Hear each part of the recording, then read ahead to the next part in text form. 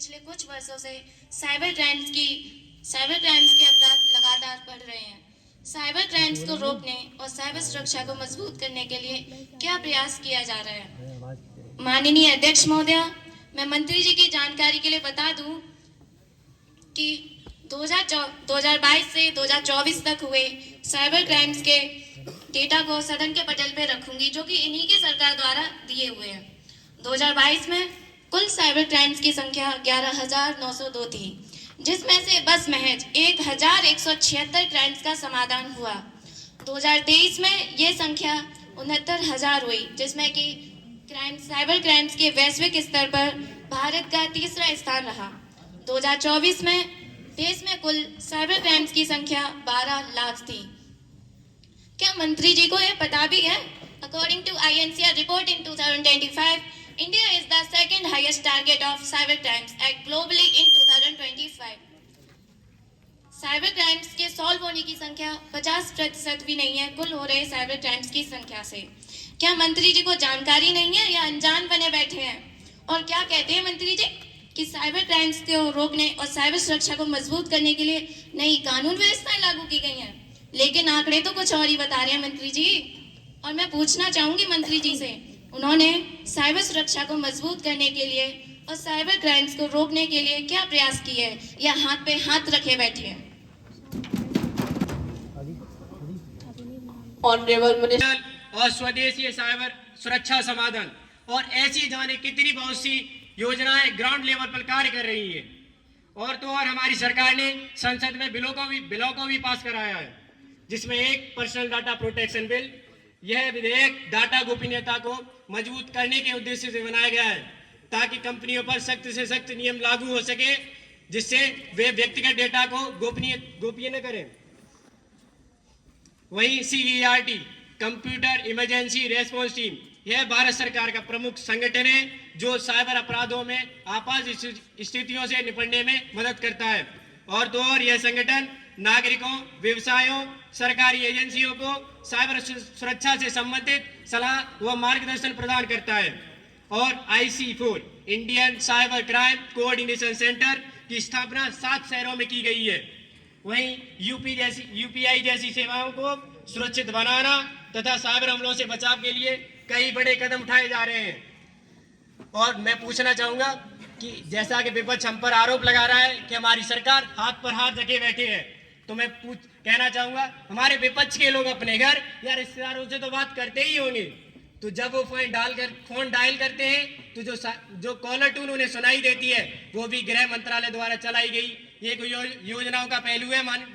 सांसद जी महोदया, भारत सरकार साइबर क्राइम को एक गंभीर खतरा मानती है और इसके खिलाफ कई बड़े कदम उठाए जा रहे हैं। धन्यवाद महोदया।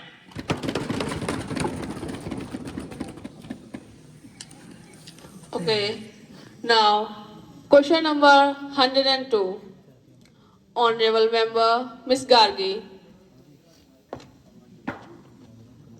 यदि देश को आगे बढ़ाना है तो दुर्घटनाओं को जड़ से मिटाना है। माननीय अध्यक्ष महोदया, मैं आपके माध्यम से रक्षा मंत्री से यह प्रश्न पूछना चाहूंगी कि एरोप्लेन, हेलीकॉप्टर और फाइटर प्लेन के क्रैश होने की घटनाएं दिन ब दिन बढ़ती जा रही हैं। इससे हमारी सरकार का, हमारी सेनाओं का मनोबल टूटता जा रहा है। यदि ऐसा ही चलता रहा तो सेना में लोग भर्ती होने से कतराने लगेंगे।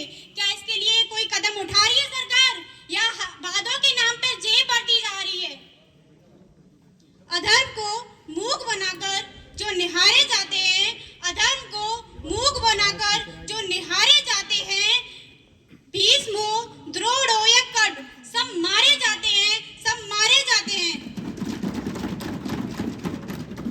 महोदया, इससे हमारी सेना को नाकामी का सामना करने के बावजूद भी हमारी मातृभूमि को, वीरों को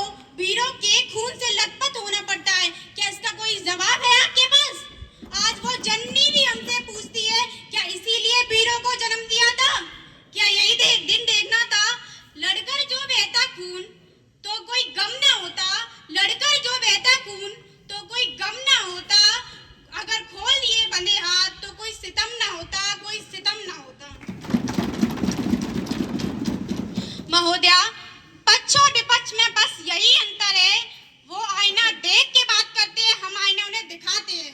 वो योजना को गिना के बात करते हैं, हम उन्हें योजना दिखा के बात करते हैं। अंत में मैं मंत्री जी से यही कहना चाहूंगी, जो देश को लूट रही है, जो सपनों को लूट रही है, मैं चैन से कैसे सो जाऊं? जो बेच रहे हैं भारत को, खामोश में कैसे हो जाऊं? खामोश में कैसे हो जाऊं?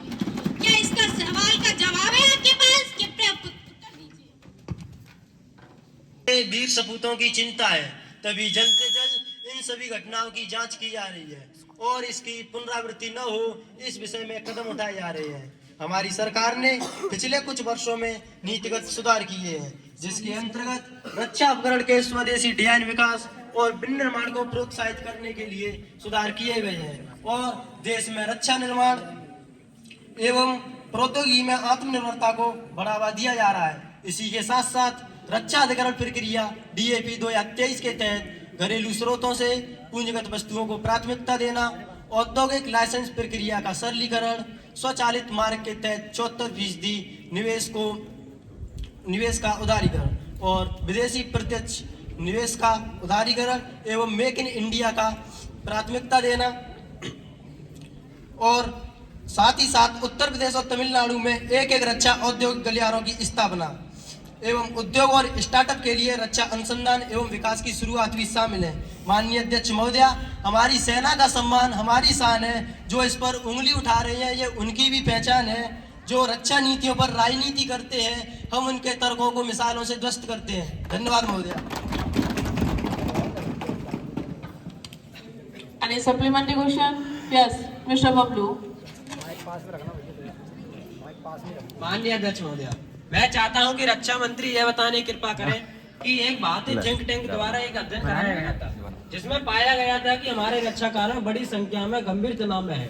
इसके परिणाम स्वरूप देश में हर साल आत्महत्याएं, भाई भतीजावाद और अप्रिय घटनाएं होती है। इस गंभीर समस्या के कारण इनमें से कुछ अपनी सेवाएं छोड़ रहे हैं। करने के लिए क्या कदम उठा रही है और सेवारत रक्षा कर्मियों के लिए सरकार क्या अवसर सुनिश्चित करती है? धन्यवाद महोदय। Honorable Minister, please answer. माननीय अध्यक्ष महोदय, जब ये सत्ता में थे तो सेना तक कुछ न आया।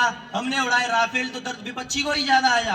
अब मैं विपक्ष को बताना चाहता हूँ कि आत्महत्या और साथियों के मामलों की हत्या बहुत कम है और सशस्त्र बलों द्वारा किए गए प्रयासों के कारण इसमें भारी संख्या में गिरावट आई है, जिसमें defence institute of psychological research के द्वारा किए गए अध्ययनों का संचालन एवं क्रियान्वयन भी शामिल है। हमारे पास उपलब्ध आंकड़ों के अनुसार पिछले 3 वर्षों में किसी भी सैनिक ने तनाव के कारण सेवा नहीं छोड़ी है। माननीय अध्यक्ष महोदय, जुगनुओं ने शराब पी ली है, अब ये सूरज को भी गाली देंगे। और मैं अंतिम प्रश्न के लिए गर्व से कह सकता हूं कि हमारी सरकार ने तनाव की समस्या को दूर करने के लिए कई कदम उठाए हैं, जिसमें ट्रेंड साइकोलॉजिकल काउंसलर की नियुक्ति, स्ट्रेस मैनेजमेंट में ट्रेनिंग, वरिष्ठ नागरिकों की पहुंच में सुविधाएं और मनोरंजक सुविधाओं का प्रावधान, सीमा क्षेत्र से सैनिकों की आवाजाही के लिए सुविधाएं और विभिन्न स्तरों पर प्रॉब्लम सॉल्यूशन सिस्टम की स्थापना शामिल है।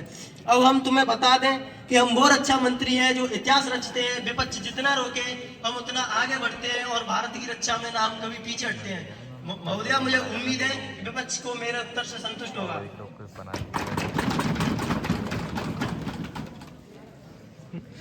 Okay.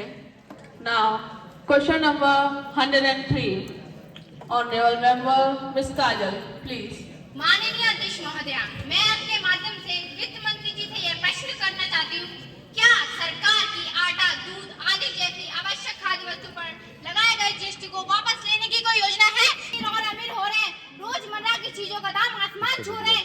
इस मामले में सरकार कोई कदम उठाना भी चाहती है या सिर्फ जुमलाबाजी कर जनता को बेवकूफ बनाना चाहती है?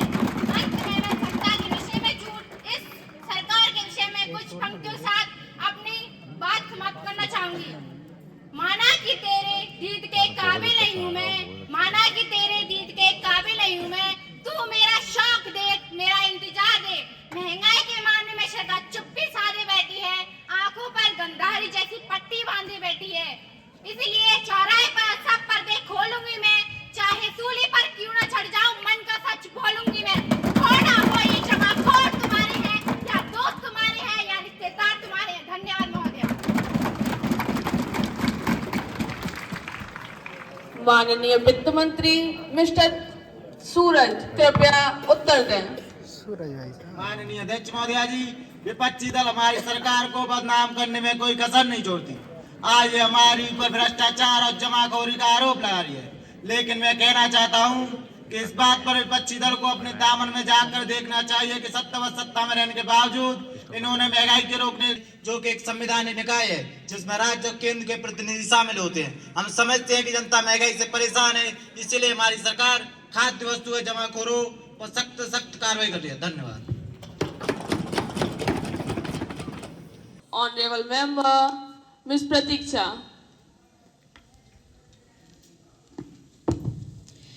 नजर को बदलने से नजारे बदल जाते हैं, सोच को बदलने से सितारे बदल जाते हैं। और आप क्या पक्ष विपक्ष करते हैं मंत्री जी? अगर विपक्ष के लोगों में सच हो तो पक्ष भी झुक जाते हैं। माननीय अध्यक्ष महोदया, मैं आपके माध्यम से शिक्षा मंत्री जी से यह प्रश्न पूछना चाहूंगी। जैसा कि हम सभी जानते हैं, शिक्षा हमारे लिए कितनी महत्वपूर्ण है। देश में शिक्षा की आधुनिक तकनीकों का प्रयोग नए रूपों से समय समय पर किया जा रहा है, फिर भी देश में शिक्षा जाति और धर्म में बटी हुई है। आज भी भारत के कई ऐसे घर हैं जहां लोगों ने आज तक कलम नहीं उठाई, क्योंकि भारत की सरकार की सुविधाएं उन तक पहुंच ही नहीं पा रही हैं। और कि भारत की नई शिक्षा नीति क्वालिटी ऑफ एजुकेशन देगी। तो मंत्रियों के बच्चे विदेशों में क्यों पढ़ रहे हैं? उन्हें आप आम जनता के बच्चों की तरह सरकारी स्कूल में क्यों नहीं पढ़ाते? क्योंकि उन्हें क्वालिटी ऑफ एजुकेशन नहीं मिलती, वो संसाधन नहीं मिलते जो आपकी सरकार उन्हें देने का दावा करती है। फिर भी शिक्षा मंत्री जी का कहना है कि उन्होंने शिक्षा क्षेत्र में अनेकों बदलाव किए हैं। क्या बदलाव कर रही है आपकी सरकार? महोदय, मैं शिक्षा मंत्री से बस यही प्रश्न पूछना चाहूंगी कि शिक्षा क्षेत्र में अब कोई सकारात्मक परिवर्तन हो पाएंगे या फिर ऐसे ही नीतियां बनाते रहेंगे? धन्यवाद महोदया।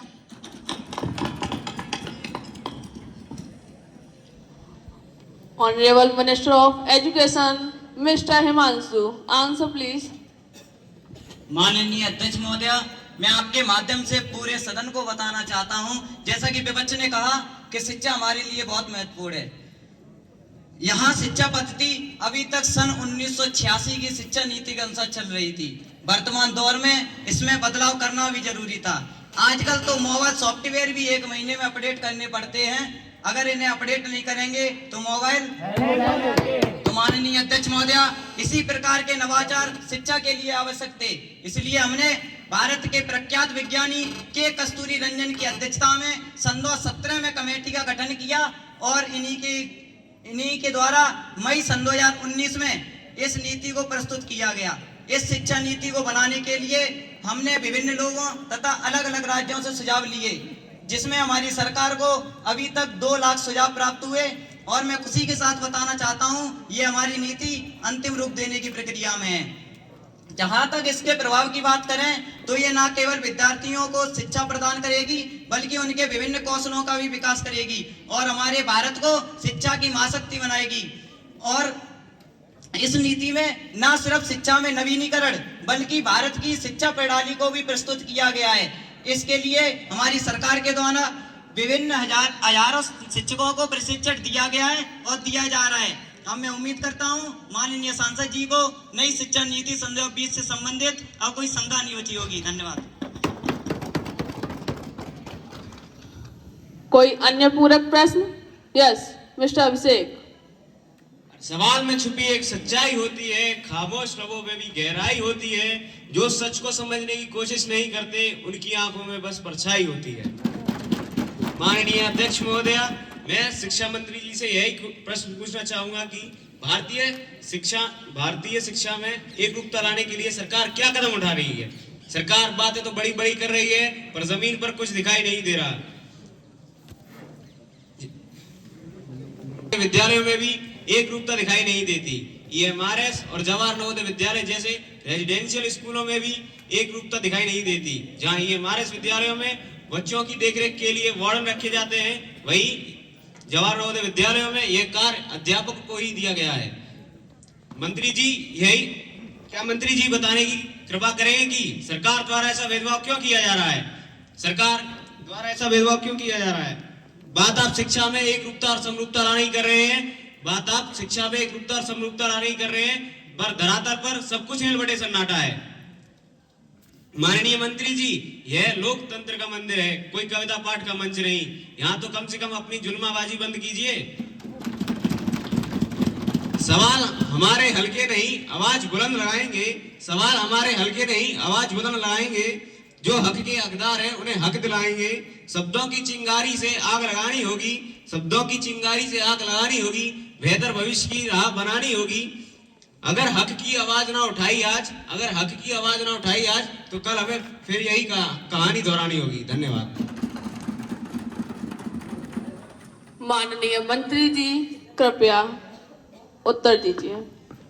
माननीय अध्यक्ष महोदय, मैं आपके माध्यम से पुनः पूरे सदन को यह बताना चाहता हूं, जैसा कि विपक्ष ने कहा कि हमारी सरकार ने शिक्षा में एकरूपता लाने के लिए क्या क्या किया, तो मैं इन्हें बताना चाहूंगा कि हमारी सरकार ने शिक्षा में एकरूपता लाने के लिए बहुत ही प्रयास किए हैं। जैसे नेशनल एजुकेशन पॉलिसी सन 2020, नेशनल करिकुलम फ्रेमवर्क सन 2023 तथा वन कंट्री वन बोर्ड जैसी नीतियों को लागू किया है।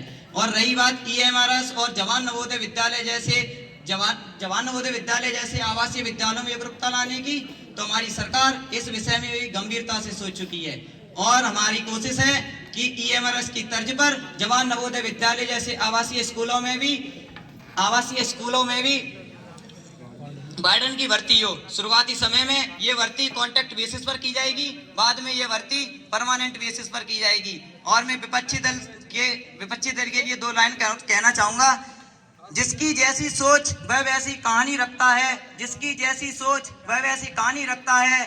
कोई तो परिंदों के लिए बंदूक तो कोई पानी रखता है।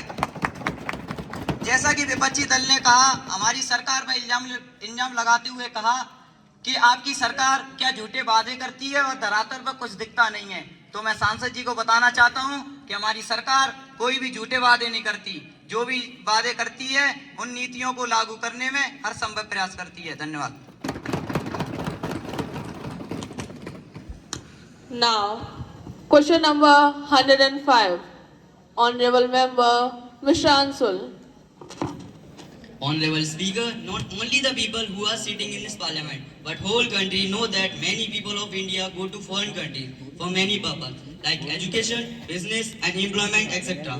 So I want to raise my question to External Affairs Minister, that the people of India have to face ill treatment and the problem of racism. Is the government taking any action for the safety and security of Indians living abroad? And if government has taken any action, so I would like to know from the External Affairs Minister the redressal action done by the government for the Indians and how are settled in other countries. Thank you.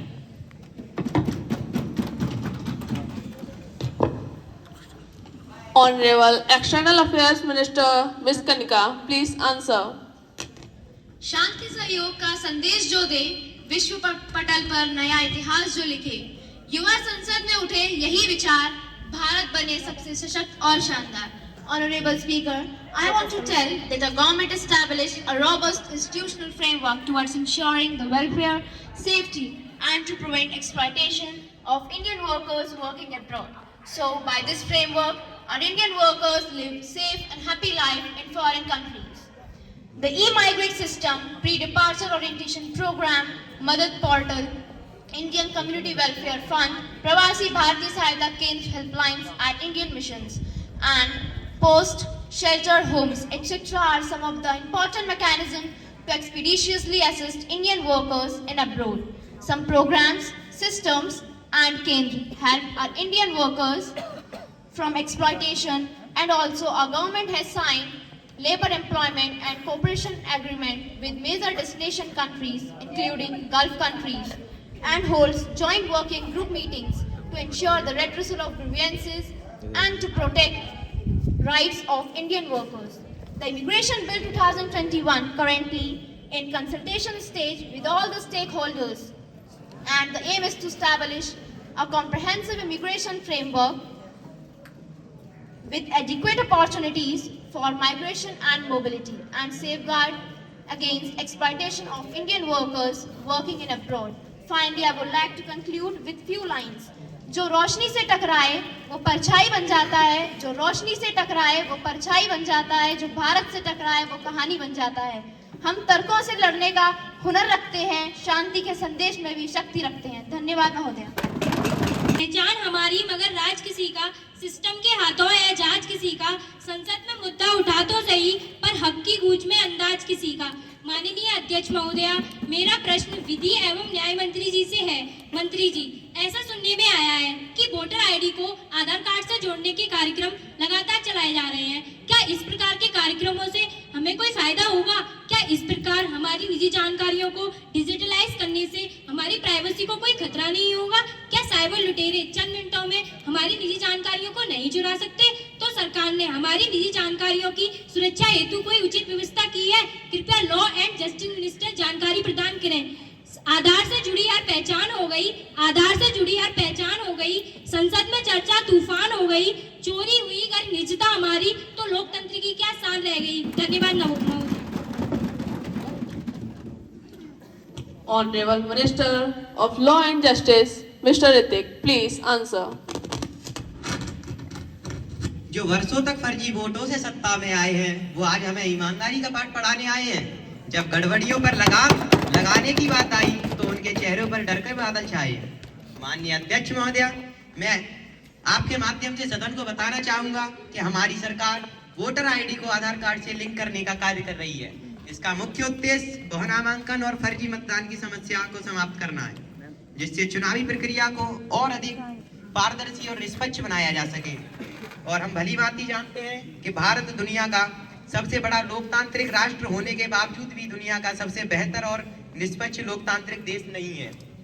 लेकिन हमारे द्वारा उठाया गया ये कदम भारतीय लोकतंत्र को विश्व का सर्वश्रेष्ठ, बेहतर एवं निष्पक्ष लोकतांत्रिक देश बनाने में एक महत्वपूर्ण भूमिका निभाएगा। साथ ही साथ सांसद साहिबा की चिंता की जायज है, लेकिन मैं ये आश्वासन देता हूँ कि आपकी, मेरी और संपूर्ण जनता की निजी जानकारी को कोई खतरा नहीं होगा, क्योंकि हमने कई साइबर कंपनियों को इसी कार्य के लिए नियुक्त किया है। क्योंकि सरकार की प्राथमिकता नागरिकों की निजता की सुरक्षा और लोकतंत्र की मजबूती है। और अंत में मैं साहिबा से कहना चाहूंगा कि सवाल जो पूछती हो पूछो ना अपने आप से, सवाल जो पूछती हो पूछो ना अपने आप से। जहां से आप जीत कर आई है वहां 1.5 लाख वोटरों के 2 लाख वोट आए थे क्या आसमान से?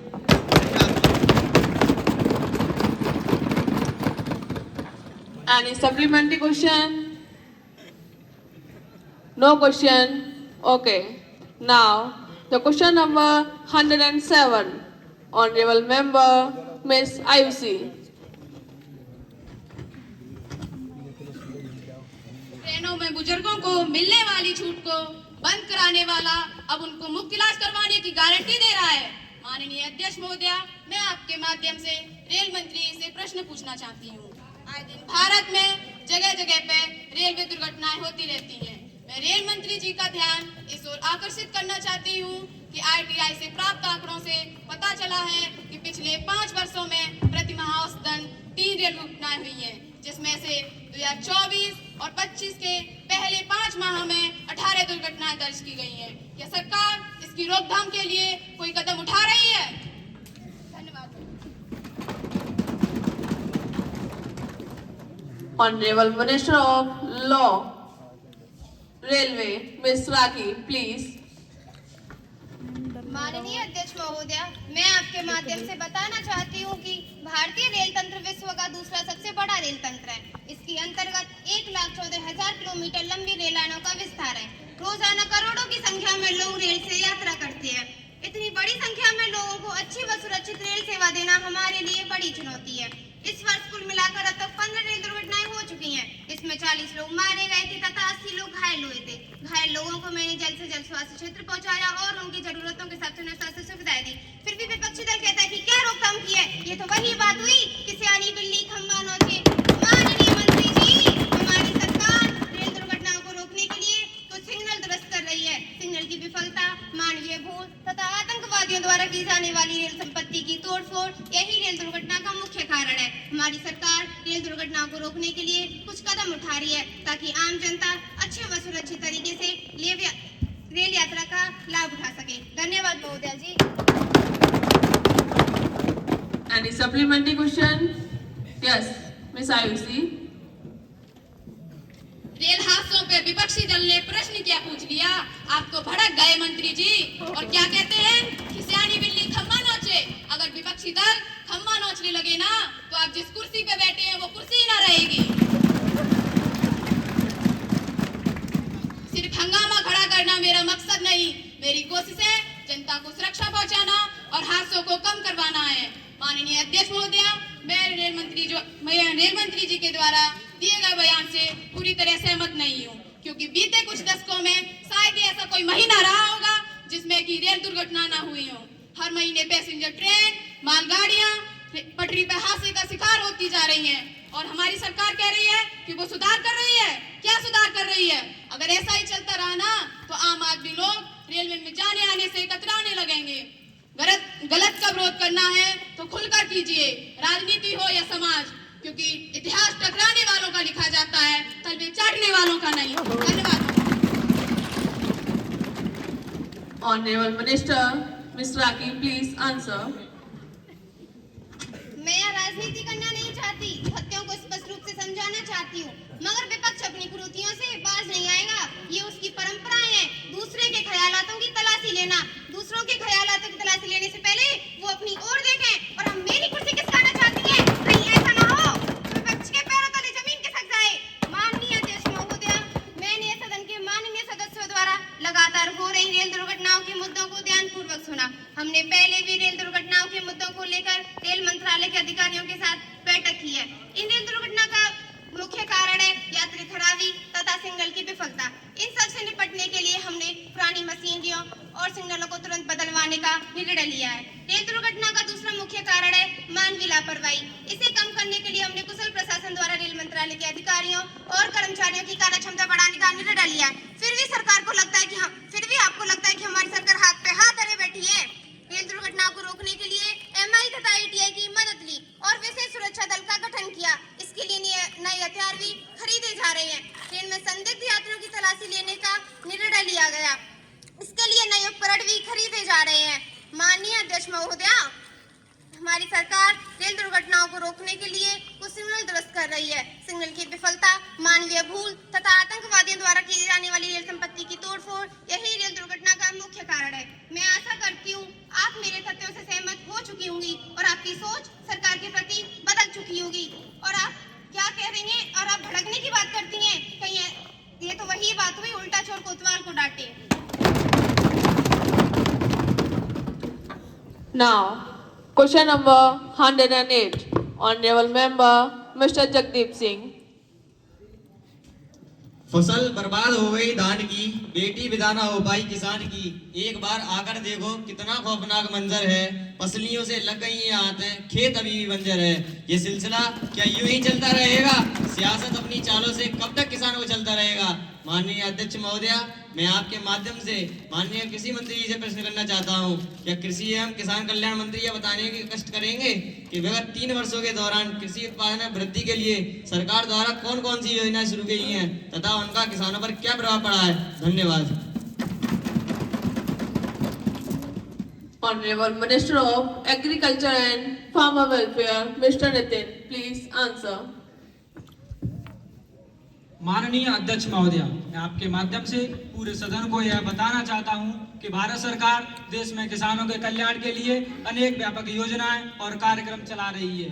ये योजनाएं और कार्यक्रम सभी राज्य क्षेत्रों में लागू हैं। इनमें ऋण, आय, बीमा, सहायता, बागवानी सहित फसलें, बीज, मशीनीकरण, विपणन, जैविक और प्राकृतिक खेती, किसान सामूहिकता, सिंचाई विस्तार, न्यूनतम समर्थन मूल्य पर किसानों की फसलों की खरीद, डिजिटल कृषि आदि सहित कृषि से संबंधित सभी पहलू शामिल हैं। हमारी सरकार ने कृषि के उत्थान के लिए विभिन्न योजनाएं लागू की हैं, जैसे कि प्रधानमंत्री किसान सम्मान निधि, प्रधानमंत्री सिंचाई योजना, ग्रामीण भंडार योजना, किसान credit card, micro irrigation fund scheme, soil health card. इन योजनाओं के माध्यम से कृषि उत्पादन में बढ़ोतरी के साथ साथ किसानों की आय में सुधार हुआ है और वो तकनीकी रूप से सशक्त हुए हैं। हमारी सरकार का लक्ष्य दुगनी किसान आय के संकल्प को साकार करना है। और मैं विपक्ष की जानकारी के लिए बता दूं कि जब आप सत्ता में थे तब कानों में उंगली डालकर सरकार चलाते रहे और इस देश के किसान को गुमराह करते रहे, लेकिन अब मगरमच्छ के आंसू दिखाकर इस देश के किसान को गुमराह करना चाहते हैं। नहीं मंत्री जी, नहीं, अब इस देश का किसान तुम्हारी जुमलाबाजी में नहीं फंसने वाला। इस देश के किसान ने हमारी सरकार को सत्ता में लाकर तुम्हें जवाब दे दिया है। धन्यवाद महोदया। कोई अन्य पूरक प्रश्न? नहीं।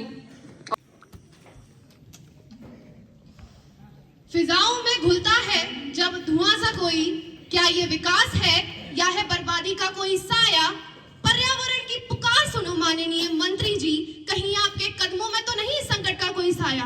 माननीय अध्यक्ष महोदया, मैं आपके माध्यम से माननीय पर्यावरण मंत्री जी से ये सवाल पूछना चाहती हूँ कि उन्होंने हमारे पर्यावरण संरक्षण के लिए क्या कोई ठोस कदम उठाए हैं? क्योंकि देश की हवा दिन पर दिन जहरीली हो चुकी है।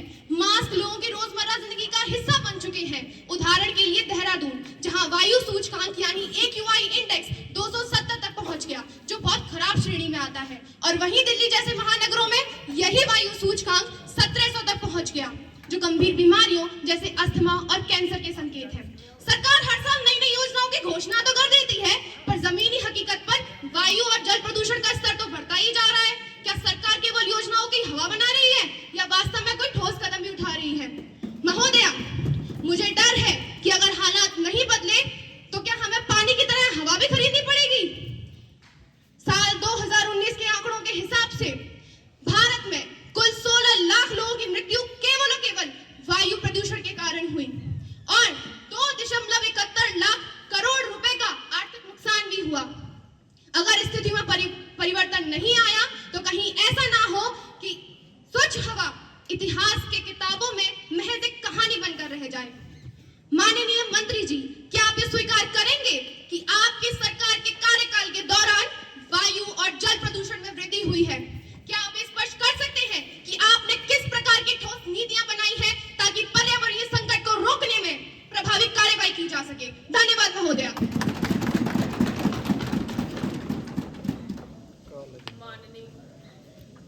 माननीय पर्यावरण मंत्री मिस तनु, प्लीज उत्तर दीजिए।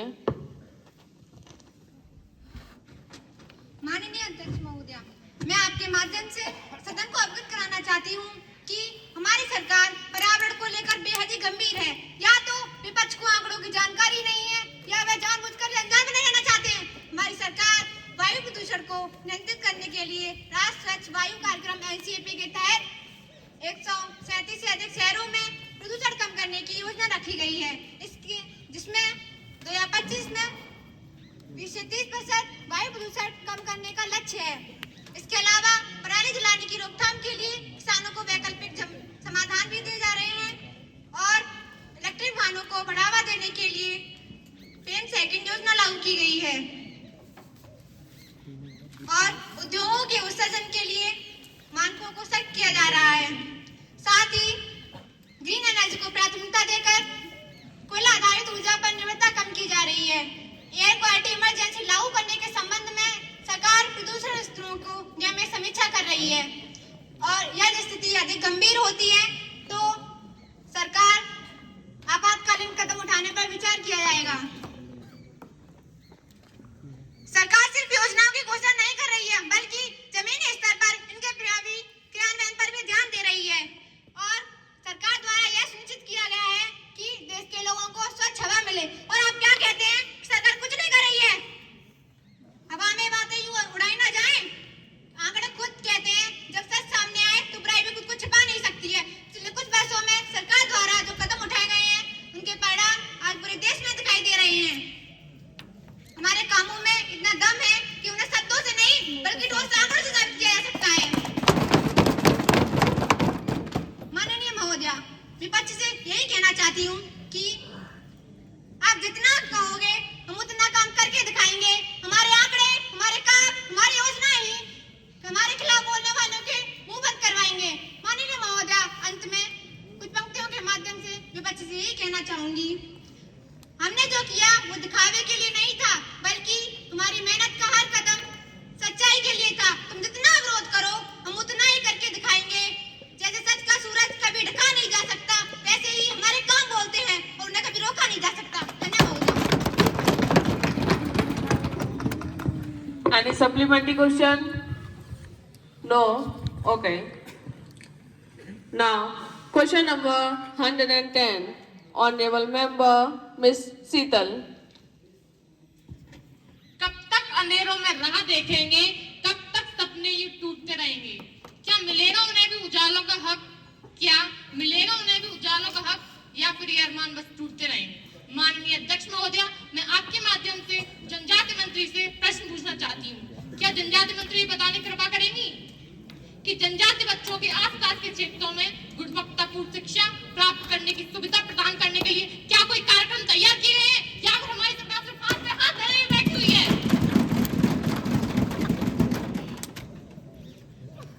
क्या सरकार ने इसके लिए कोई ठोस कदम उठाए? अगर उठाए होते तो आज भी जनजाति बच्चे शिक्षा के लिए सपना नहीं देख रहे होते। सरकार क्या कर रही है? सिर्फ वो वादे पर वादे करती जा रही है। मंत्री जी, अभी भी आपको कुछ लगता है कि आप कुछ कर रहे हैं तो हमारे सदन को इसको ब्यौरा दें। अधूरी किताबें अधूरे ख्वाब हैं, अधूरी किताबें अधूरे ख्वाब हैं, क्यों इनके हिस्से में मुश्किल बेहिसाब है। शिक्षा की रोशनी हर ओर फैले, शिक्षा की ये रोशनी हर ओर फैले, क्या इसके लिए भी कोई जवाब है? धन्यवाद महोदया। माननीय जनजाति मंत्री मिस सानवी, कृपया उत्तर दीजिए। अधूरी किताबें न अब रहेंगी, अधूरी किताबें न अब रहेंगी, हर आंख में नई रोशनी बहेगी। समान शिक्षा, समान अधिकार, हर बच्चा बनेगा उज्जवल सितार। माननीय अध्यक्ष महोदया, मैं आपके माध्यम से इस सदन को यह बताना चाहती हूँ कि जनजाति कार्य मंत्रालय जनजाति बच्चों को गुणवत्तापूर्ण शिक्षा प्राप्त करने और विदेश में अध्ययन की सुविधा देने के कार्यक्रमों का संचालन कर रहा है। मैं आपको बताना चाहूंगी कि जनजाति कार्य मंत्रालय ने ऐसी बहुत सी योजनाएं लागू की हैं जो कि बच्चों के भविष्य के लिए अति महत्वपूर्ण है। जो योजनाएं लागू की हैं उनमें से कई योजनाएं एकलव्य आवासीय मॉडल स्कूल, अनुसूचित जनजाति के बच्चों के लिए मैट्रिकोत्तर छात्रवृत्ति, अनुसूचित जनजाति के बच्चों के लिए मैट्रिक पूर्व छात्रवृत्ति जैसी कई योजनाएं हैं जिनकी संख्या में उल्लेखनीय वृद्धि हुई है। जहां आधुनिक शिक्षा, डिजिटल लर्निंग, स्मार्ट क्लासरूम और बेहतरीन शिक्षकों की व्यवस्था की गई है। इसके अलावा छात्रवृत्ति योजनाएं और विशेष कोचिंग कार्यक्रमों का प्रावधान किया गया है। तो आप ये कैसे कह सकती हैं कि सरकार केवल वादे कर रही है? वादे नहीं अब इरादे देखेंगे, वादे नहीं अब इरादे देखेंगे, हर बच्चा बढ़ेगा, सपने साकार होंगे। और मैं आपकी जानकारी के लिए बताना चाहूंगी कि शायद आप जिस सरकार की बात कर रही है ना, तो आपकी सरकार के वादे ठोक लेते हैं। हमारे कदम मजबूत हैं और आंकड़ों की बाजीगरी नहीं, जमीनी हकीकत की बात करिए। और जब तक आपके पास पूरे जानकारी ना हो तब तक पक्ष पर सवाल ना उठाएं। अब सूरज नहीं खुद रोशनी बनेंगे, अब सूरज नहीं खुद रोशनी बनेंगे, अंधेरों को चीरकर आगे बढ़ेंगे। हर गांव हर कोने में शिक्षा जगेगी, अब सपनों को सच में बदलते देखेंगे, बदलते देखेंगे। धन्यवाद महोदया। Now, question number 111. Honorable Member Mr. Shivam, please. माननीय अध्यक्ष महोदया जी, हमारे यहाँ एक कहावत बहुत ही मशहूर है, पढ़ोगे लिखोगे बनोगे नवाब, खेलोगे कूदोगे होगे खराब। लेकिन हमारे देश के महान ओलंपिक मेडलिस्ट खिलाड़ियों ने इसे इतिहाई नाकिस घोषित कर दिया है। पर फिर भी जहां हमारे देश के पड़ोसी देश जैसे चीन, जापान तथा अमेरिका, ब्रिटेन, ब्राजील जैसे संन्यास देकर राजनीति में घुस रहे हैं, ऐसे कितने ही उदाहरण मौजूद हैं जहां खिलाड़ियों ने परेशान होकर सरकार के द्वारा परेशान होकर संन्यास ले लिया और वे राजनीति में घुस गए। इसके लिए एक तत्कालिक उदाहरण विनोद फोगाट जी का है। महोदया, मैं आपके माध्यम से माननीय युवा मामले एवं खेल मंत्री से यह भी पूछना चाहूंगा कि ग्रामीण क्षेत्रों में खेलों को बढ़ावा देने और युवाओं के प्रति युवाओं में खेलों के प्रति रुचि जागृत करने हेतु सरकार कौन कौन से कदम उठा रही है। जहां बड़े बड़े शहरों में एक आध स्टेडियम मिल भी जाते हैं तो वहां कोच नहीं है, और उन छोटे शहर और ग्रामीण क्षेत्रों का क्या, जहां स्टेडियम तो दूर की बात है, कोई छोटा सा मैदान तक नहीं देखने मिलता, और वहां के युवाओं की वेदना चीख चीख कर पूछती है कि अनजाने में की गई उन भूलों का क्या, बड़े मेलों में लगे छोटे झूलों का क्या, किनारे वाले तो माला में पिरोए गए, बागों के बीच खिले उन मासूम फूलों का क्या। महोदया जी, उन मासूम फूलों का क्या। धन्यवाद। Honorable Minister of Sports and Youth Affairs, Mr. Indubtab, please answer. माननीय अध्यक्ष महोदया जी, मैं आपके माध्यम से विपक्ष द्वारा पूछे गए प्रश्न का उत्तर देना चाहता हूं कि खेल राज्य का विषय होने के कारण देश के ग्रामीण एवं शहरी भागों में खेल अवसंरचना एवं अन्य सुविधाओं के निर्माण सहित खेलों के विकास की जिम्मेदारी मुख्य रूप से राज्य या संघ शासित प्रदेश सरकारों की है। संघ सरकारें उनके प्रयासों में सहायता करती हैं। युवा मामले एवं खेल मंत्रालय देश के ग्रामीण क्षेत्रों में खेलों को बढ़ावा देने एवं उनके युवाओं में खेलों के प्रति रुचि विकसित करने के लिए कुछ योजनाएं क्रियान्वित करता है, जो कि इस प्रकार हैं। खेलो इंडिया राष्ट्रीय खेल कल्याण योजना, अंतर्राष्ट्रीय स्पर्धाओं में विजेताओं एवं उनके प्रशिक्षकों को विशेष पुरस्कार, राष्ट्रीय खेल महासंघों को सहायता, राष्ट्रीय खेल पुरस्कार, मेधावी खिलाड़ियों को पेंशन, पंडित दीनदयाल उपाध्याय राष्ट्रीय खेल कल्याण योजना, राष्ट्रीय खेल विकास निधि तथा भारतीय खेल प्राधिकरण के माध्यम से खेल प्रशिक्षण केंद्र। उपरोक्त योजनाओं का विवरण इस मंत्रालय और भारतीय खेल प्राधिकरण की वेबसाइटों पर सार्वजनिक डोमेन में उपलब्ध है। और महोदया जी, न जाने कितनी ही ऐसी योजनाएं हैं जो कि लागू तो हैं, परंतु लगता है विपक्ष को उन्हें जानने से ज्यादा जुमलाबाजी करने में व्यस्त है।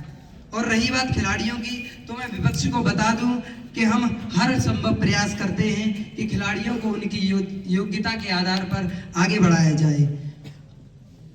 और जहां तक खिलाड़ियों के संन्यास की बात है, तो वह उनका खुद का फैसला है, सरकार इसमें कोई हस्तक्षेप नहीं करती है।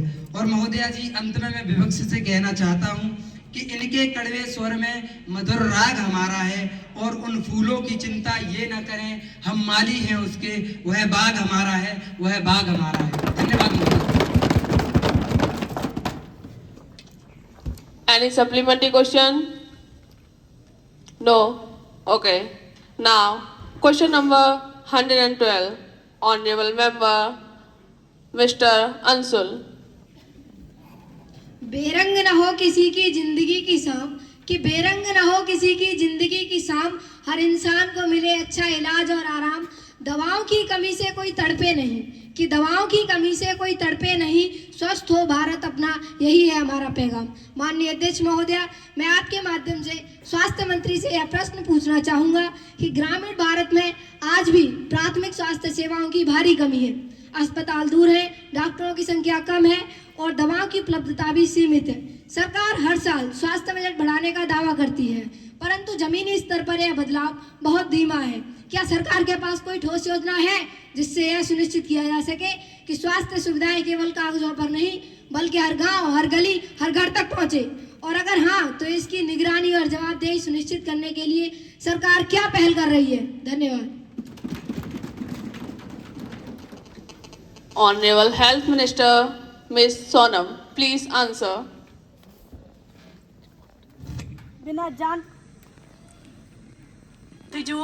बिना जानकारी के ना फिजूल मंत्रिमंडल पर सवाल कीजिए, अंदाजों को छोड़कर आंकड़ों से बात कीजिए। माननीय अध्यक्ष महोदया, मैं आपके माध्यम से सदन को अवगत कराना चाहती हूँ कि भारत के ग्रामीण क्षेत्रों में स्वास्थ्य सेवाएं उपलब्ध कराने की लिए सरकार कई पहल कर रही है, जिसमें से प्रमुख स्वास्थ्य और कल्याण केंद्र का विस्तार हो रहा है। और विपक्ष की जानकारी के लिए मैं बताना चाहती हूँ कि सरकार आयुष्मान भारत योजना के तहत सरकार पूरे देश में हेल्थ एंड वेलनेस सेंटर स्थापित कर रही है, जो प्राथमिक स्वास्थ्य सेवाएं मुफ्त में उपलब्ध कराते हैं। और इसी के साथ ई संजीवनी टेलीमेडिसिन सेवा के जरिए ग्रामीण इलाकों में मरीजों को डॉक्टरों से ऑनलाइन परामर्श लेने की सुविधा भी मिल रही है। और तो और महोदया, प्रधानमंत्री जन औषधि परियोजना के तहत भारत के ग्रामीण क्षेत्रों में सस्ती दर पर जेनरिक दवाइयां उपलब्ध कराई जा रही हैं।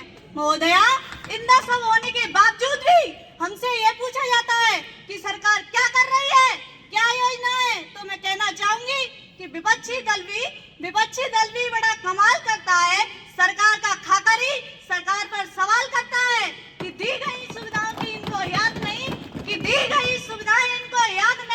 और न किए काम के लिए मंत्री को बदनाम करता है।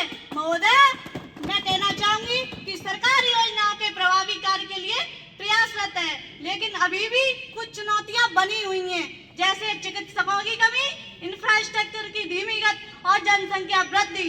इन समस्याओं का समाधान करने के लिए सरकार डिजिटल स्वास्थ्य समापन, बेहतर बजट आवंटन और निगरानी तंत्र को मजबूत करने की दिशा में कार्य कर रही है। धन्यवाद महोदया। Any supplementary question? Okay, no more supplementary question? Okay, now the question are over. महासचिव युवा संसद की राज्यसभा से प्राप्त संदेश को पढ़ें। महासचिव। अध्यक्ष महोदया, मुझे युवा संसद की राज्यसभा के महासचिव से प्राप्त निम्नलिखित संदेश की सूचना देनी है। युवा संसद की राज्यसभा की सभा प्रक्रिया तथा कार्य संचालन विभाग के अनुसार संविधान की अनुसूचित जातियां और अनुसूचित जनजातियों की एक संशोधन विधेयक की एक प्रति सभा पटल पर रखने का निर्देश प्राप्त हुआ है, जो राज्यसभा की 30 मार्च 2023 में हुई बैठक में पारित किया गया था। धन्यवाद।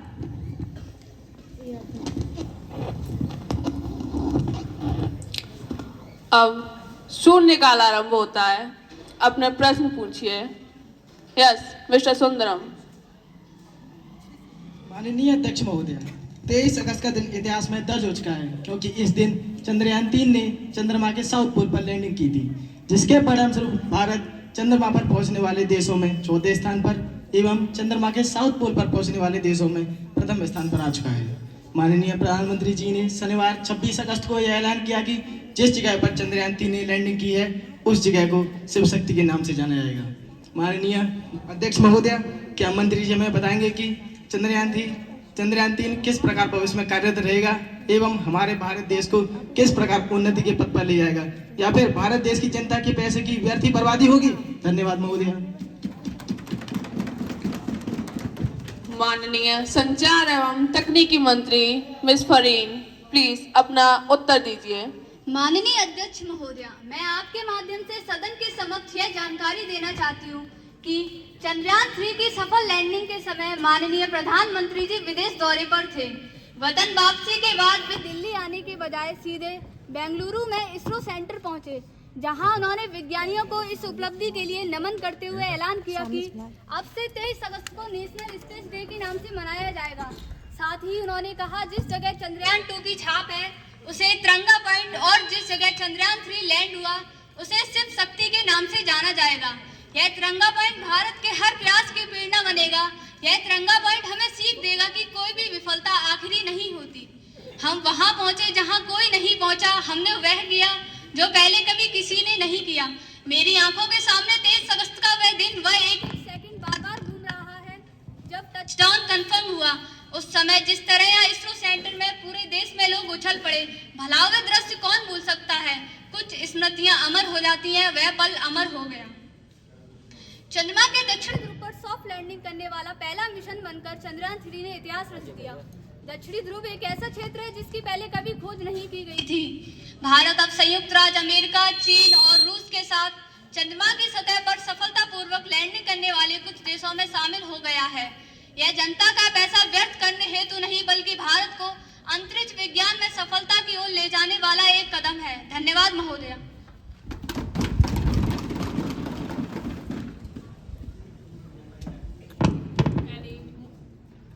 संसद में स्वागत करती हूँ एवं सदन से उनका परिचय कराती हूँ। मिस सुकन्या, जो कि नेपाल की विदेश मंत्री हैं, मैं भारतीय संसद में आपका स्वागत करती हूँ।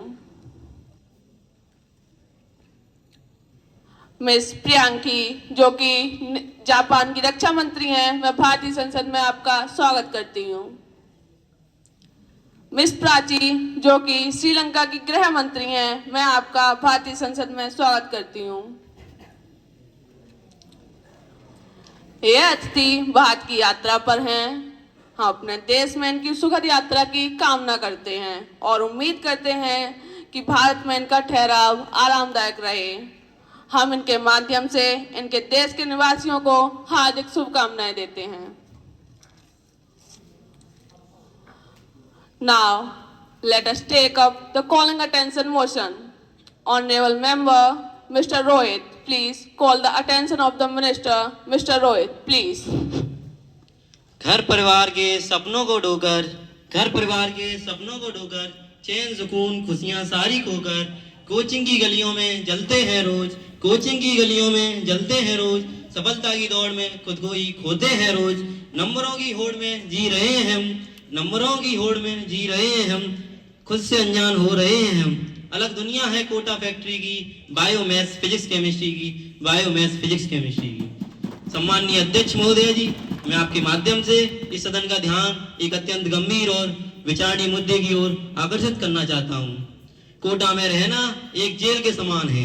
यहाँ दबाव बना रहता है और उम्मीदें बहुत ऊंची हैं। यह मेरे द्वारा कहे गए शब्द नहीं है, ये कोटा के एक छात्र के शब्द हैं। अब हम इसके लिए एक उदाहरण लेते हैं। जेईई परीक्षा का उदाहरण के लिए जेईई परीक्षा को लेते हैं। जेईई परीक्षा का पाठ्यक्रम एनसीईआरटी पर आधारित होता है, लेकिन जाहिर सी बात है कि एनसीईआरटी काफी नहीं है। पिछले साल 44 लाख से ज्यादा छात्रों ने प्रयास किया है, जबकि आईआईटी प्रवेश की सीटें 16 आ रही हैं। माननीय महोदय जी, अगर इस तरह की प्रतिस्पर्धा होगी तो छात्र यकीनन अतिरिक्त पढ़ाई के लिए कोचिंग संस्थानों की तरफ आती है, गुरुओं की रहमत से भी आती है, काबिलियत किताबों से भी आती है, गुरुओं की रहमत से भी आती है, मगर जब मेहनत को बिना पड़े तो मजबूरी कोचिंग संस्थानों से ही आती है। माननीय महोदय जी, हमें यह समझना होगा कि कोचिंग संस्थानों की मजबूरी हमारी शिक्षा प्रणाली की कमजोरी है। हमें शिक्षा प्रणाली को सुधारना होगा ताकि बच्चे सिर्फ रैंक और नंबरों के लिए नहीं बल्कि भविष्य के लिए पढ़ें। तालीम वो जो सोच को आजाद करे, तालीम वो जो सोच को आजाद करे, ना कि वो जो रटने पर मजबूर करे। धन्यवाद महोदय जी। Honorable Member, Mr. Gaurav, your opinion please. Degree लेकर देश के युवा पकौड़े तलने बाजारों में अनपढ़ नेता दल बदल कर घूम रहे महंगी। माननीय अध्यक्ष महोदय, आज स्थिति इतनी भयानक हो चुकी है कि नकली विद्यालय हो रहे हैं, जहां औपचारिक शिक्षा का कोई महत्व नहीं रह गया है। महोदय, कहने की बात नहीं है, लेकिन कहीं ना कहीं इन कोचिंग संस्थानों की आवश्यकता हमारे सिस्टम ने बनाई है। और दुख की पराकाष्ठा तो यह है महोदय कि दबाव में आकर देश के प्रतिभावान युवा आत्महत्या जैसा कदम रोज उठा रहे हैं। महोदय, उनके आगे यह भ्रम ला दिया जाता है कि इन परीक्षाओं के आगे उनके जीवन का ना तो कोई महत्व है, ना कोई भविष्य, ना ही कोई उद्देश्य है। आज ऐसे छात्रों का महत्व सरकार की नजरों में केवल आंकड़े बनकर रह गया है और इन्हीं आंकड़ों के अनुसार सन 2023 में 13,000 छात्रों ने आत्महत्या की। महोदय, मैं इस सदन का ध्यान उस ज्वलंत समस्या की ओर केंद्रित करना चाहता हूं। मेरी सदन में यही मांग है कि बढ़ते कोचिंग व्यवसाय और छात्रों में विकसित होती नकारात्मकता के प्रति जल्द से जल्द कदम उठाए जाएं, जिससे हम अपने देश के प्रतिभावान युवाओं का भविष्य बचा सकें। धन्यवाद महोदय। Honorable Member, Mr. Nitin, please your views. Sorry पापा सॉरी, मैं इस साल भी नहीं कर पाया। संदीप कुमार, भारत राजपूत, निहारिका सोनी, खुशबू मीणा। माननीय अध्यक्ष महोदया, कोचिंग संस्थानों द्वारा बनाए गए दबावों और प्रतिस्पर्धा की अंधी दौड़ में ऐसे न जाने कितने ही होनहार छात्र और छात्राओं ने अपनी आत्महत्या कर अपना जीवन समाप्त कर लिया। 16 से 18-20 घंटे सप्ताह के 7 दिन कोचिंग और सफलता का दबाव। महोदया, आज यह सामान्य वातावरण बन चुका है जिसे विद्यार्थियों को हमारा समाज दे रहा है कि विद्यार्थियों के मानसिक स्वास्थ्य को बुरी तरह प्रभावित कर रहे हैं। महोदया, आज हमारी सरकार का कर्तव्य बनता है कि वह विद्यार्थियों के मानसिक स्वास्थ्य के लिए उचित निर्देश बनाए और उन्हें कोचिंग संस्थानों पर लागू किया जाए। महोदया, ऐसा करने से हम अपने आने वाले भविष्य को सुरक्षित कर पाएंगे। धन्यवाद महोदया। रोशन वहाँ छा गया अंधेरा घना, जहाँ घुटनी चाहिए थी आशाएं वहाँ घुट रही हर एक आशा। एक और आत्महत्या, फिर चर्चाओं के दौर, फिर निष्कर्ष ये कि छात्र आत्महत्या कर रहे हैं। महोदय, ये दबाव आया कहाँ से? कोचिंग संस्थानों से, अभिभावकों की अंधी आकांक्षाओं से, सरकारी संस्थाओं की गलत नीतियों से। यहाँ केवल मार्क्स को ही सफलता का माप मान लिया गया है। आजादी के पश्चात शिक्षा का व्यवसायीकरण हो रहा है। शिक्षा तो दान देने की वस्तु है, फिर इसका व्यवसायीकरण क्यों? फिर इसका व्यवसायीकरण क्यों? एक और जब सभी विद्यार्थियों का एक ही लक्ष्य है तो उनके साथ भेदभाव क्यों किया जाता है? जब सभी विद्यार्थियों का एक ही लक्ष्य है तो उनके साथ भेदभाव क्यों किया जाता है? उसमें भी जब एक छात्र सभी सदस्यों को अपने विचारों से कुछ इस प्रकार अवगत कराना चाहता हूँ। माननीय, आओ अपनी भूमिका को समझो। हर छात्र के भविष्य का तुम बनो सहारा, नहीं सिर्फ रट्टा लगवाओ बल्कि उन्हें सिखाओ कैसे जीना है। तो चलो आओ सभी इस दायित्व को निभाओ, हर छात्र को सच्चा ज्ञान दिलाओ, अपनी भूमिका को समझो और कोचिंगों का असली मकसद पहचानो और अपने समाज के प्रति अपना कर्तव्य निभाओ। धन्यवाद महोदय। Honorable Education State Minister, Mr. Aryan, your response please. माननीय महोदय, पिछले कुछ दशकों में हमने कोचिंग संस्थानों में अभूतपूर्व वृद्धि की देखी है। इसने हमारी शिक्षा प्रणाली को बदल दिया है। ये संस्थान छात्रों को प्रतिस्पर्धी परीक्षाओं में उत्कृष्टता प्राप्त करने में मदद करते हैं, जिसमें इंजीनियरिंग, चिकित्सा, कानून और सिविल सेवाएं शामिल हैं। हालांकि इस विकास के साथ कई भ्रामक प्रथाएं और चुनौतियां सामने आई हैं, जिन्हें हम नजरअंदाज नहीं कर सकते। नीति निर्माताओं और शिक्षकों के रूप में यह सुनिश्चित करना हमारी जिम्मेदारी है कि कोचिंग केंद्र छात्रों को एक सकारात्मक वातावरण प्रदान करें और उनकी सुरक्षा का ध्यान रखें। कोचिंग संस्थानों के लिए कुछ ऐसी नियम लागू करने की आवश्यकता है जो छात्रों को प्रेरित करें और शैक्षणिक ईमानदारी को बढ़ावा दें। इसके साथ वो छात्रों को मानसिक स्वास्थ्य सहायता प्रदान करें। सरकार कोचिंग संस्थानों को प्रभावी ढंग से विनियमित करने का प्रयास कर रही है ताकि वे ईमानदारी, पारदर्शिता और जवाबदेही के साथ काम करें। शिक्षा राज्य मंत्री होने के नाते मैं कोचिंग संस्थानों के लिए एक स्पष्ट दिशा निर्देश निर्धारित करने के लिए एक विधेयक पेश करने की योजना बना रहा हूं, जिससे निष्पक्षता, गुणवत्ता और छात्रों के हितों की रक्षा सुनिश्चित हो सके और इसके तहत मैं महत्वपूर्ण कदम उठाऊंगा। अंत में कुछ पंक्तियों के साथ मैं अपना भाषण समाप्त करूंगा। सरकार की नीति हो और सबका हो साथ, शिक्षा की ज्योति जलाएं दिन और रात, भविष्य के निर्माता बने हर एक छात्र कि भविष्य के निर्माता बने हर एक छात्र। यही है हमारा लक्ष्य, यही हमारा साथ। धन्यवाद महोदय। Honorable MP, Mr. Anurag, your opinion please.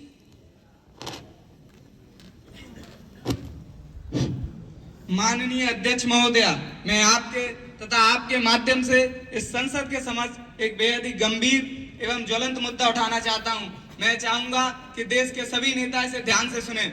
यदि मैं किसी घर का मुखिया हूं और मैं चाहता हूं कि उस घर के सभी लोग बाजरे की रोटी खाएं, तो सर्वप्रथम यह मेरा दायित्व है कि बाजरे की रोटी मैं खाऊं। यदि मैं खुद पूड़ी खाता हूं और लोगों से कहता हूं कि तुम बाजरे की रोटी खाओ क्योंकि यह बहुत पौष्टिक होती है, तो यह बिल्कुल भी ठीक व तर्कसंगत नहीं होगा। ठीक इसी प्रकार सत्ताधारी पक्ष के लोगों ने एनपीएस न्यू पेंशन स्कीम को लागू करते समय ये कहा था कि यह बहुत ही अच्छी स्कीम है। यदि यह वास्तव में इतनी अच्छी स्कीम थी तो सबसे पहले इसे संसद के दोनों भवनों एवं सभी राज्यों की विधानसभाओं में लागू करते, तब आपको इसके पक्ष में बोलने का हक होता। लेकिन आपने तो सबसे पहले इसे सरकारी कर्मचारियों पर ही लागू कर दिया। अरे यदि मैं खुद रसमलाई खाता हूँ और लोगों से कहता हूँ कि तुम नीम का पानी पियो क्योंकि यह बहुत पौष्टिक होता है, तो यह बिल्कुल भी नहीं चलेगा और यह बिल्कुल भी न्यायोचित भी नहीं है। इसमें क्या बुराई थी कि सबसे पहले आप एनपीएस को न्यू पेंशन स्कीम को सरकारी कर्मचारियों पर लागू करते, बाद में सबसे पहले आप एनपीएस को सांसद और विधायकों पे लागू करते, बाद में सरकारी कर्मचारियों को। लेकिन आपने तो सबसे पहले से बाबू और चपरासी के पल्लू बांध दिया और कहा कि ये बहुत ही अच्छी स्कीम है। यदि वास्तव में ये अच्छी थी तो सबसे पहले से प्रधानमंत्री पर लागू करते, मुख्यमंत्री पर लागू करते, सुप्रीम कोर्ट, हाई कोर्ट के जजों पे लागू करते। लेकिन आपने तो ऐसा बिल्कुल भी नहीं किया, यहाँ तक कि किसी भी नेता ने इसे चीमटे से भी नहीं छुआ। यदि आप इसे सबसे पहले देश के वरिष्ठ नेताओं पे लागू करते तो देश की आम जनता इसे सहर्ष से स्वीकार करती, क्योंकि देश के बुद्धिजीवी लोग इसे अपना चुके थे। अरे आप क्या सोचते हैं ये सभी सरकारी कर्मचारी कोई बाहर के लोग हैं क्या? अरे नहीं साहब, ये सभी सरकारी कर्मचारी हमारे घर के ही लोग हैं। हम सभी नेताओं के घर में भी कोई ना कोई सरकारी कर्मचारी अवश्य है। फिर हम इनका हक देने में इतनी आनाकानी क्यों कर रहे हैं? सांसद और सिपाही दोनों ही देश के लिए काम करते हैं, फिर हम इनका हक देने में इतना भेदभाव क्यों करते हैं? जब भी सिपाही को पेंशन देने की बात आती है तो हमारे देश के कुछ नेता अपना राजनीतिक उल्लू सीधा करने के लिए सिर्फ यही कहते हैं कि सिपाही तो वहां अपनी मर्जी से जाता है, उसे पेंशन की क्या जरूरत है। तो मैं तब सिपाही की तरफ से कुछ लाने कहना चाहूंगा। रोशनी जो जलाई वो बुझाई नहीं जाती, मेहनत की दौलत ठुकराई नहीं जाती, पेंशन कोई भीख नहीं सम्मान है, जीवन भर की मेहनत का छोटा सा एहसान है, जो लहू बहाया श्रम लुटाया उसी का सच्चा मान सम्मान है। मैं सभी को याद दिलाना चाहूंगा, कुछ वर्ष पहले जब कोरोना का कोहराम था कि सभी लोगों को अपने प्राणों की पड़ी थी, केदारनाथ, काशीनाथ, बद्रीनाथ का कपाट बंद था, अजमेर शरीफ की दरगाह बंद थी, तब यही सरकारी कर्मचारी था जो डटकर सामने खड़ा रहा। यही सरकारी कर्मचारी गरीब लोगों में राशन बांट रहा था, झाड़ू लगा रहा था, हॉस्पिटल्स में ड्यूटी कर रहा था, यहाँ तक कि मर भी रहा था। तब आप लोग इतनी बड़ी बड़ी बातें करते हैं, आप में से कौन महानुभाव था जो सामने आया? कोई नहीं था जो डटकर खड़ा रह पाता। यही सरकारी कर्मचारी था। अरे जो खून पसीना बहा चुका, देश पर सब कुछ लुटा चुका, अब बुढ़ापे में मत छीनो उनका सहारा। ओल्ड पेंशन को प्लीज लागू कर दो दोबारा। मैं सत्ताधारी पक्ष के सांसदों से पूछना चाहूंगा, क्या उन्हें नहीं लगता कि उनके वस्त्र, रहन सहन एवं भोजन अलग क्यों हो? क्या उन्हें ऐसा नहीं लगता कि उनके वस्त्र, रहन सहन, भोजन एक उसी आम आदमी की तरह होने चाहिए जिसने उन्हें इस जगह बैठने का अधिकार दिया है? उन्हें नहीं लगता कि उन्हें उनकी सारी सुख सुविधाएं सस्ते दामों पर क्यों मिले? मैं अपने देश के सत्ताधारी सांसदों और विधायकों की व्याख्या कुछ इस प्रकार करूंगा। इनकी शान निराली, जनता फिर भी है बेहाली, महल अटारी लंबी गाड़ी फिर भी कहते तंगी भारी, वेतन भत्ता पेंशन पक्की, काम के नाम पे झोली खाली, जनता पूछे हक कब दोगे, हंस के कहते अगली बारी। मैं बताना चाहूंगा सत्ता पक्ष के लोगों को कि जब हमारा देश गरीब था तब हम पेंशन देने में सक्षम थे, लेकिन आज जब हम संपन्न हैं तो पेंशन बंद कर दी गई है। यह कैसी विचित्र व्यवस्था है कि पश्चिम बंगाल, पंजाब, राजस्थान, झारखंड, छत्तीसगढ़ में अभी भी ओपीएस, ओल्ड पेंशन स्कीम लागू है, लेकिन क्या ऐसा पूरे देश में नहीं कर सकते? मैंने कुछ वर्ष पहले रिटायर हुए सरकारी कर्मचारियों से बात की, उन्होंने मुझे बताया कि 70-80 हजार की तनख्वाह पर रिटायर होने के बाद उन्हें एनपीएस न्यू पेंशन स्कीम के तहत 1100 से 1200 का चेक चिपका दिया। मैं मुखिया जी से पूछना चाहूंगा, आप भी बताइए ये कहां से न्यायोचित हो सकता है? यह किसी भी सशक्त, संपन्न एवं संगठित राष्ट्र के लिए बेहद ही शर्मनाक हरकत है। आजादी से आज तक हमने अपने संविधान में 100 से अधिक बदलाव कर दिए हैं, तो क्या हम इस एनपीएस को बदलकर ओपीएस नहीं कर सकते? या कोई होली बुक है जो उसमें बदलाव करना असंभव है? अंत में मैं यही कहना चाहूंगा, दुल्हन वही जो पिया मन भाई और पेंशन वही जो सरकारी कर्मचारी के काम आए। जब हमारा देश गरीब था, अमेरिका से लाल गेहूं आता था, हम सभी ने वो खाया होगा, तब भी हम अपने देश के सरकारी कर्मचारियों को पेंशन देने में सक्षम थे। लेकिन आज जब हम आत्मनिर्भर हैं तो पेंशन बंद कर दी गई है। यह भारत की लोक कल्याणकारी अवधारणा पर एक कुटारा घात है। अरे जिनके कंधों ने देश संभाला, जिनके सपनों ने भारत पाला, जिनके कंधों ने देश संभाला, जिनके सपनों ने भारत पाला, अब जब आई पेंशन की बारी तो क्यों छीना उनका हक सरकारी? मैं सत्ता पक्ष से आग्रह करूंगा कि उनको इस विषय में एक सर्वदलीय बैठक बुलानी चाहिए और ओपीएस को लागू करने के लिए गहन चर्चा की जानी चाहिए। धन्यवाद।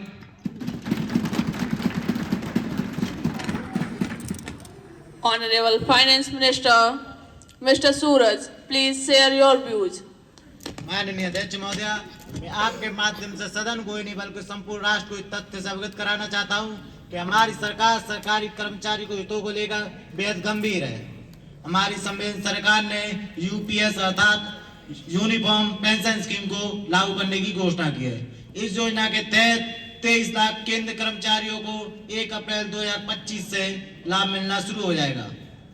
इस योजना के तहत सरकारी खर्च पर 6,250 करोड़ का अतिरिक्त व्यय बढ़ जाएगा। अगर राज्य सरकारें भी यूपीएस को लागू कर देती हैं तो यूपीएस का लाभ बड़े पैमाने पर राज्य कर्मचारियों को मिल सकेगा।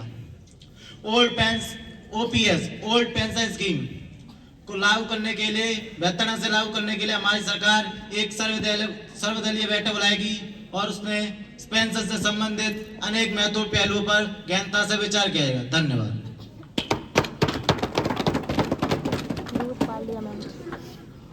Honorable Prime Minister, please your views.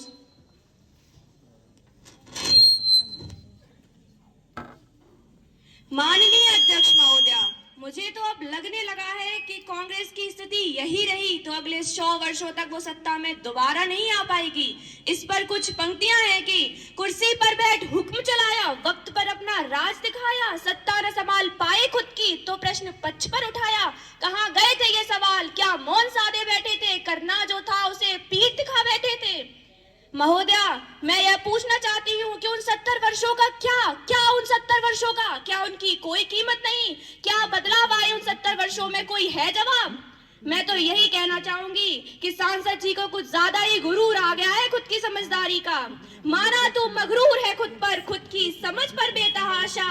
अगर हम चाहें भी कि कांग्रेस को उसकी कमियां दिखाएं और बताएं कि वो अपनी स्थिति कैसे बेहतर कर सकती है तो उसकी स्थिति कुछ इस प्रकार है कि मत दिखाओ इन्हें आईना, सांसद जी तो तोड़ ही देंगे आईना।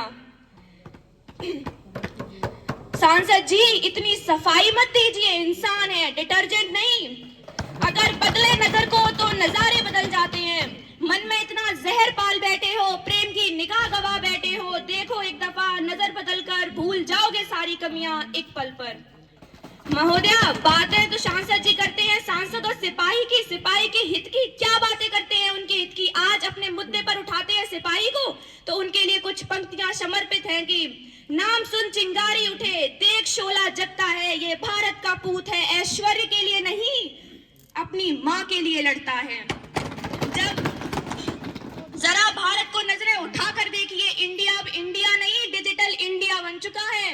भारत अब भारत नहीं विकसित भारत बन चुका है। महोदया, देश की गरीबी का मजाक उड़ाया, प्रगति के नाम पर कलंक लगाया। अब बातें करते हो हित की, कहीं पेंशन सांसद तो सिपाही की। अब भारत का युवा आपकी बातों में नहीं आने वाला। और रही बात ऐश्वर्य की, सांसद जी क्या आप एपीजे अब्दुल कलाम की बातें कर रहे हैं जो अपनी पितृ संपत्ति में केवल 250 किताबें और कुछ मौजों की जोड़ियां छोड़ के गए थे, आप उनकी बातें कर रहे हैं क्या। धन्यवाद महोदया।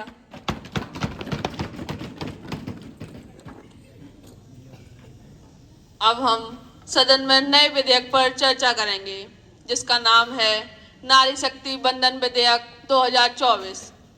माननीय महिला एवं बाल विकास मंत्री मिस काव्या कृपया बिल की प्रति को सदन के पटल पर रखें एवं बिल से सदन को परिचय कराएं।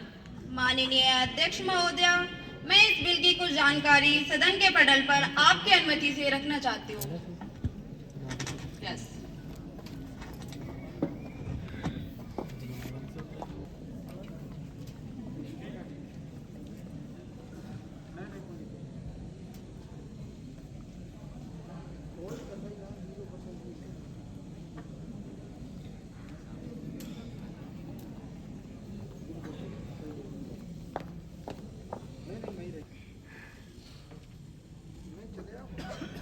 माननीय अध्यक्ष महोदया, यह संविधान संशोधन अधिनियम है और ये बहुत ही महत्वपूर्ण है। महिलाओं के सशक्तिकरण की दिशा में यह बढ़ता हुआ कदम है। साथ ही दुनिया को दिशा दिखाने वाला भी यह बिल है। अमृत काल की बेला में भारत को विकसित भारत बनाने की दिशा में यह बढ़ता हुआ कदम है। एक महत्वपूर्ण कदम बढ़ाने वाला भी यह बिल है। आज इस बिल से महिलाओं को प्रतिनिष्ठा तो बढ़ेगी, साथ ही अवसर की समानता भी मिलेगी और महिलाओं को प्रतिनिधित्व भी मिलेगा। माननीय महोदया, इसमें 4 महत्वपूर्ण प्रावधान हैं जिसका जिक्र मैं करना चाहूंगी। पहला प्रावधान है नेशनल कैपिटल दिल्ली। विधानसभा में महिलाओं के लिए 33% आरक्षण सुनिश्चित होगा। दूसरे प्रावधान के अनुसार लोकसभा में 33% आरक्षित होगा। तीसरे प्रावधान के अनुसार महिलाओं के लिए राज्य विधानसभा में 33% आरक्षित होगा। चौथे प्रावधान के अनुसार आरक्षित 15 साल के लिए प्रभावी रहेगा। अगर 15 साल के बाद इसे बढ़ाना है तो यह संसद ही तय करेगा। आपके माध्यम से सर्वसहमति हो तो बहुत ही अच्छा रहेगा। सदस्यों के जो सुझाव आएंगे हम उनसे जरूर ध्यान में लाएंगे। मैं एक कविता के माध्यम से अपने भाषण को समाप्त करना चाहती हूँ। तुम सृष्टि की आधारशिला, तुमसे मानव को प्राण मिला। संगीत तुम्हारे कण-कण में, तुमने जीवन में रंग भरा। तुम माँ भी हो और बेटी भी, तुम बहन और अर्धांगिनी भी, तुम प्रेम भी हो और शांति भी, तुमसे ही जीवन पूर्ण हुआ। मैं चाहती हूँ कि चर्चा प्रारंभ की जाए और सभी को बिल पास करने का प्रयास करें। धन्यवाद महोदया। Motion moved. माननीय विपक्षी दल की सदस्य मिस शिवानी, कृपया अपने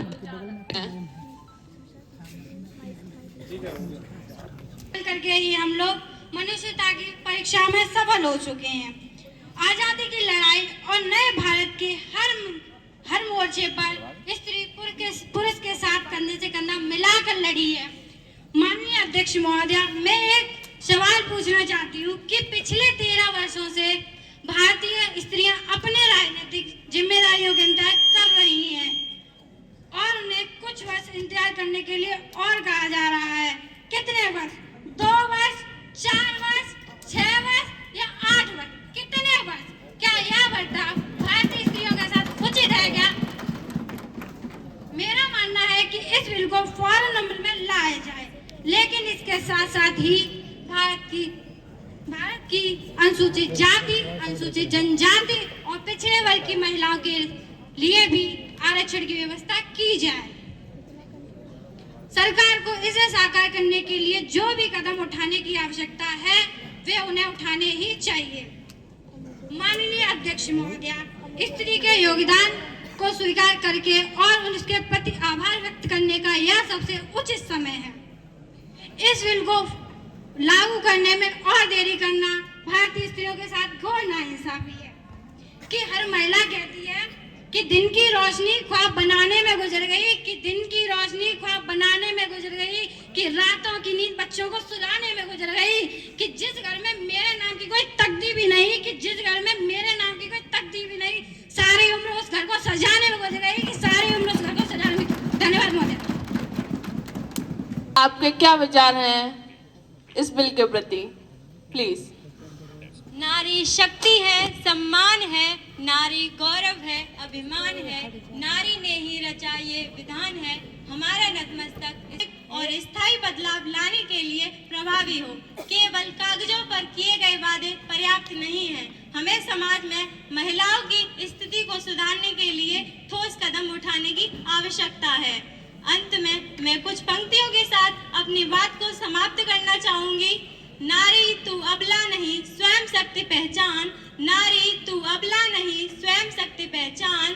अपने हक को लड़ स्वयं, तब होगा उत्थान। धन्यवाद महोदय। सहयोग से पारित करते हैं, उसके साथ ही देश की लोकसभा तथा समस्त राज्यों की विधानसभाओं में 1/3 स्थान, जी हाँ महोदया, 1/3 स्थान मातृशक्ति के लिए आरक्षित हो जाएगा, क्योंकि इसी के साथ ही महिलाओं के अधिकार की एक लंबी लड़ाई का अंत हो जाएगा। नए युग का श्री गणेश अर्थात शुभारंभ इसी बिल से होने जा रहा है, क्योंकि अब इस देश की माताएं, इस देश की मातृशक्ति, इस देश की बेटियां न केवल नीति निर्धारण में अपना स्थान पाएंगी, बल्कि राजनीति में अपने पद को सुरक्षित कर पाएंगी। मुझे यह कहते हुए कोई संकोच नहीं होता कि क्या अन्य पार्टियों के लिए ये महिला सशक्तिकरण कोई पॉलिटिकल एजेंडा नहीं हो सकता। यह हमारे मान्यता का मुद्दा है, हमारे स्वभाव का मुद्दा है, हमारी कार्य संस्कृति का मुद्दा है।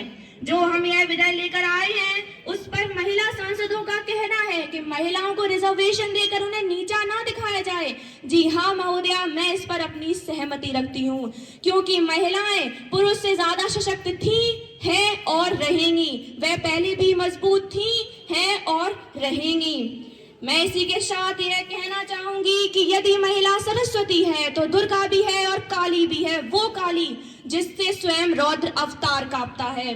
इस देश में जो भी रहता है जिसकी जड़ें भारत से जुड़ी हैं, वह महिलाओं को कमजोर समझने की गलती नहीं कर सकता।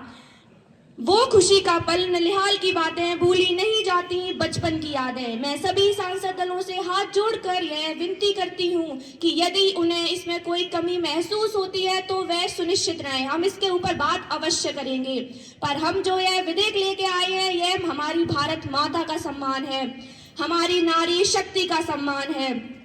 तथा मैं यह कहना चाहूंगी कि दलगत राजनीति से ऊपर उठकर आइए हम सब मिलकर इसका समर्थन करें। मेरी हृदयपूर्ण इच्छा यही है। धन्यवाद महोदया।